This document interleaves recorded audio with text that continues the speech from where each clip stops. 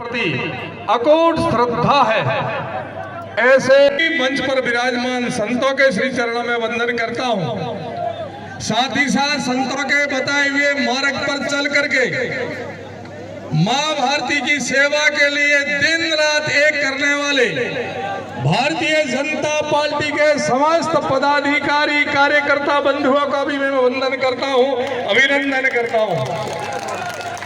हम सबका संबल बनाने के लिए, साथ देने के लिए, हिम्मत बढ़ाने के लिए, हौसला बढ़ाने के लिए जितने भी हमारे राष्ट्रीय स्तर के भारतीय जनता पार्टी के मान्य गणमान्य जनप्रतिनिधित्व करने वाले नेतागण आए, उनका भी हृदय से साधुवाद और आभार व्यक्त करता हूं।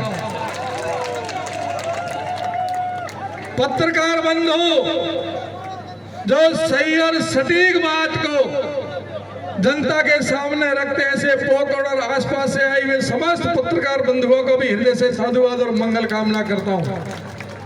पोकड़ की गली, गांव, शहर, कस्बा, ढाणी, मुरबा, नहर, जहां से कहें, जो एक इस परमाणु नगरी की विशालतम इस पांडाल के अंदर एक समुद्र में रूप दिया है। अलग अलग धाराएं जैसे आकर के नदियां समुद्र का रूप धारण कर दिया, ऐसे उपस्थित सभी जल प्रेमियों को, राष्ट्र प्रेमियों को पुनः वंदन करता हूं।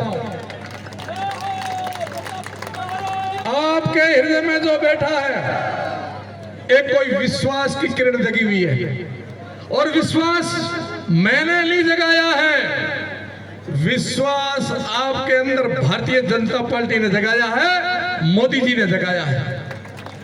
आप जैसे निष्ठावान कार्यकर्ताओं ने जो परिश्रम करके भारत के सिरमौर पद पर भारतीय जनता पार्टी के उस चमकते हुए हीरे मोदी जी को बिठाया, तो भारत ने विश्व के ऊपर सिरमौर तक भारत को ले जाने का काम किया है।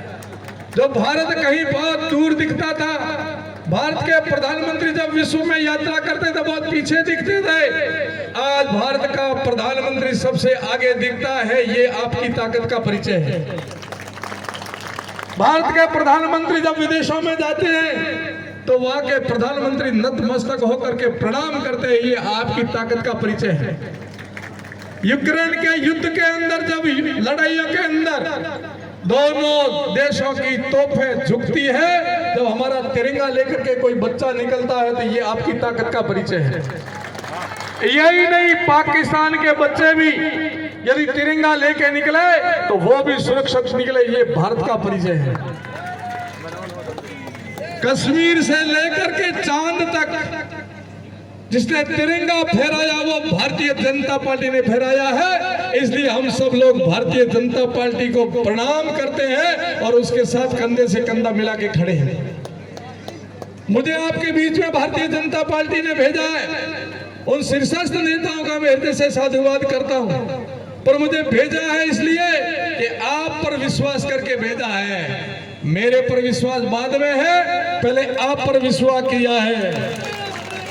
यदि महाराज को यदि हम भेजेंगे तो पोकरण की समस्त जनता महाराज के साथ खड़ी रह करके कमल खिलाएगी। इसलिए आप पर विश्वास किया है, आप पर पार्टी ने विश्वास किया और मैंने विश्वास किया है, और मैं आपको विश्वास दिलाना चाहता हूं कि आपका विश्वास हम टूटने नहीं देंगे।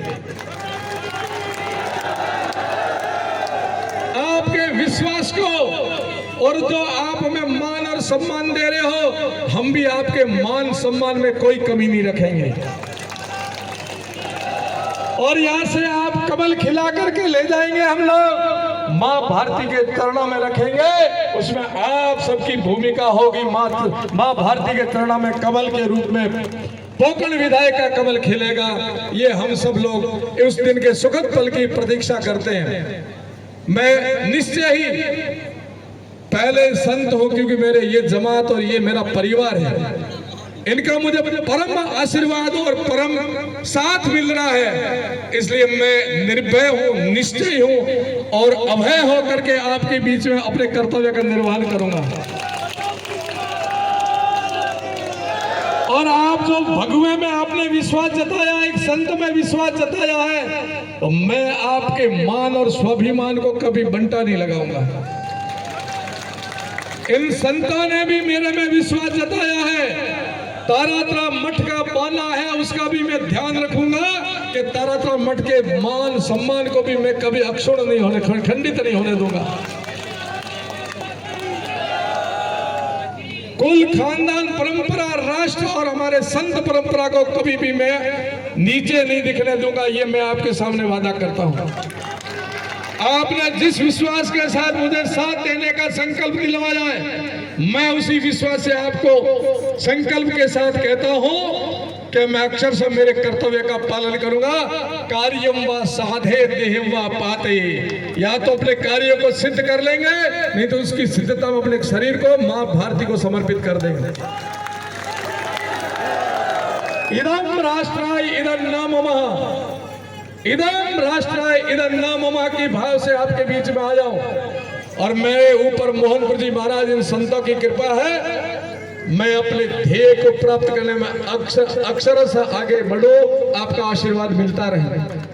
आम जनता से निवेदन करता हूं कि प्रजातांत्रिक प्रक्रिया के अंदर हमें प्रजातंत्र को स्वतंत्रता के साथ में देश के विकास में जोड़ना है। आइए हम सब लोग सबसे ऊपर कोई भक्ति रखना चाहते हैं। आप सब सुधीजन विराजे, ज्ञान, वैराग्य, तपस्या और कर्म, भक्ति योग, ज्ञान योग, वैराग्य योग और कर्म योग। भक्ति योग में मठ में बैठ करके आराम से कर सकता हूं। ज्ञान योग में मठ में बैठ के बहुत आराम से स्वाध्याय कर सकता था। वैराग्य से मैं वहां अपनी साधना कर सकता था। परंतु मैंने जो चुना, वो चौथा चरण चुना है, वो है कर्म योग।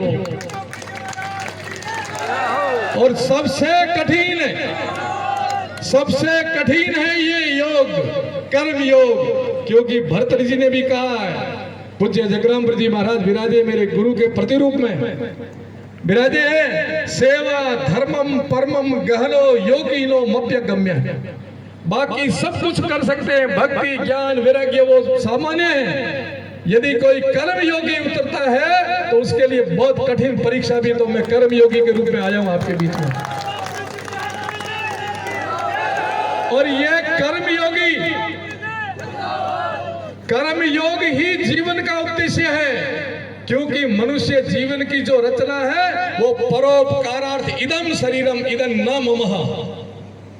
मेरा राष्ट्र धर्म बनता है।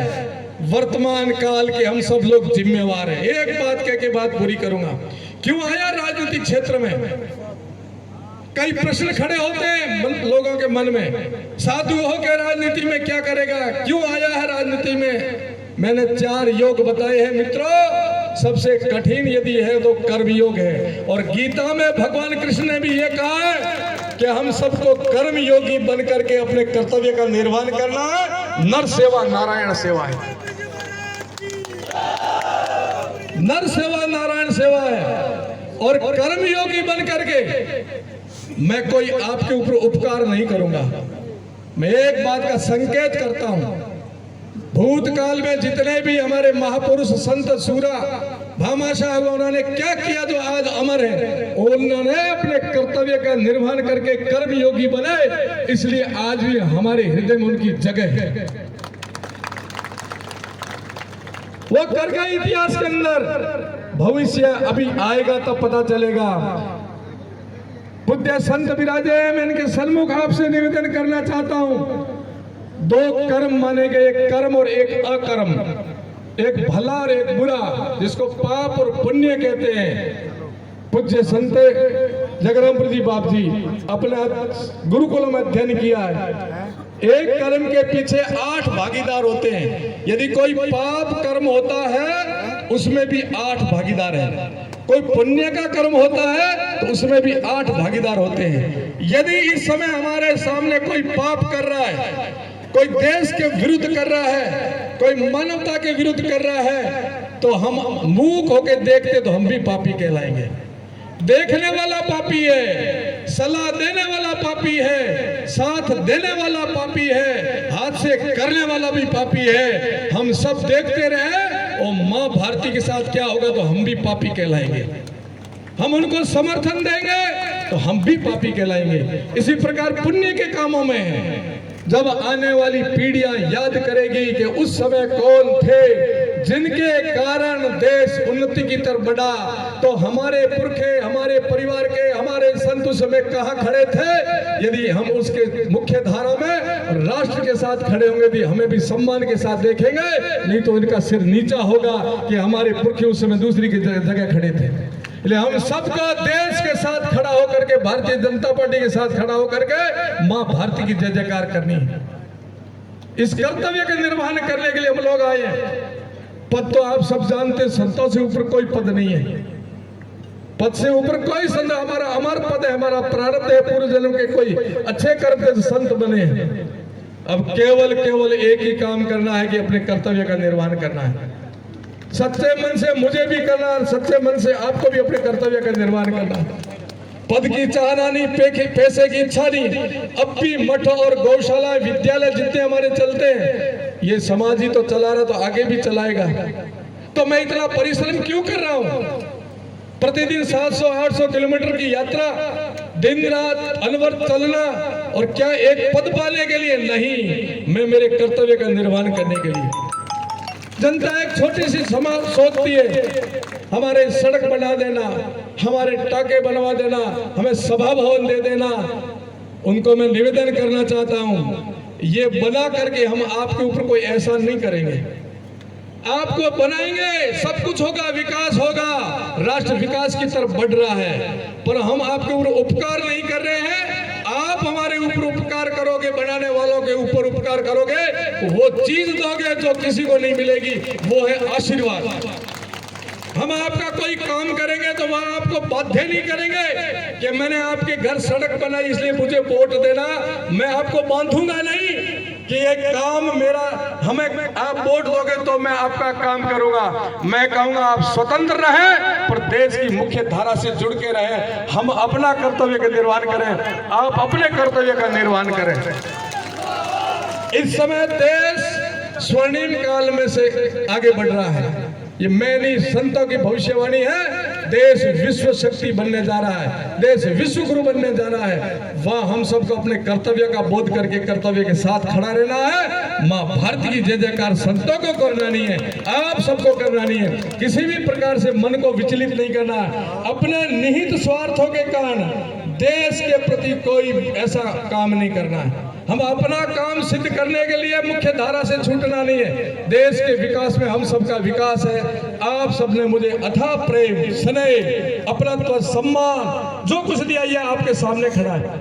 जब मैंने आह्वान किया, मैं इतना आपसे जरूर कहता हूं कि जब आपके बीच में आया हूं तो आपने अपार स्नेह, प्रेम, सम्मान दिया, जिसके कारण मेरे पुराने भक्त और मठ में जाने का भी टाइम नहीं मिलता है।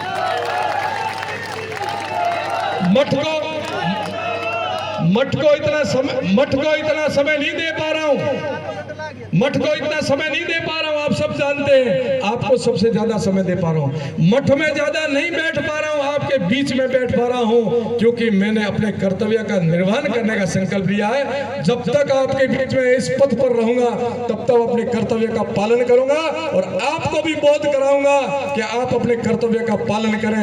राष्ट्र को समर्पित इस भावना के साथ आए हुए अतिथियों का, संतों का, आप सबका मैं हृदय से साधुवाद और मंगल कामना करते हैं। हम जैसे हमारे माननीय मंत्री जी कह के गई, हम नहीं रुकेंगे, नहीं झुकेंगे। हम सबको देना, हम नहीं रुकेंगे, नहीं झुकेंगे, नहीं बिकेंगे, नहीं बटेंगे। भारत माँ की जय जयकार करेंगे। बहुत बहुत आशीर्वाद, बहुत बहुत मंगल। एक सूचना है, अब अपना नामांकन का जो प्रसंग है, आप सबकी सादर उपस्थिति में एक जुलूस के साथ हम सब लोग संतों के सानिध्य में प्रस्थान करेंगे। व्यवस्थित और शांतिपूर्वक जो हमारी भारतीय जनता पार्टी की मर्यादा है, उसके अनुरूप हम सब लोग वहां जाकर के अपना नामांकन प्रस्तुत करने की प्रक्रिया में जाएंगे। फिर आप आराम से अपने अपने घर गंतव्य तक जाए और जा करके मिशन में लगना है। 25 दिन है और उद्देश्य आपका बड़ा है। आपको घर घर प्रतापरी बन करके मोदी बन के जाना है। मोदी भी आप हो और प्रतापरी भी आप हो। बहुत बहुत धन्यवाद।